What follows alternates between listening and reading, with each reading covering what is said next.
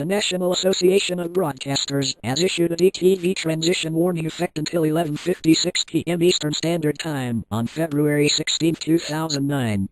At midnight Eastern Standard Time on February 17, 2009, all analog TV signals will stop working in light of digital signals to work as set by U.S. Congress. It will also free up those frequencies for emergency personnel such as fire, medical, and rescue teams. If you have an analog TV, buy a new television, which includes a digital tuner, subscribe to a cable or satellite service that carries all the local channels that you want to receive, or purchase a digital to analog converter box that you can connect to your analog TV. Repeat, if you have an analog TV, buy a new television, which includes a digital tuner, subscribe to a cable or satellite service that carries all the local channels that you want to receive, or purchase a digital to analog converter box that you can connect to your analog TV. If you want to find out more about this transition, please go to www.dtvtransitions.com. We now resume to your regularly scheduled programming.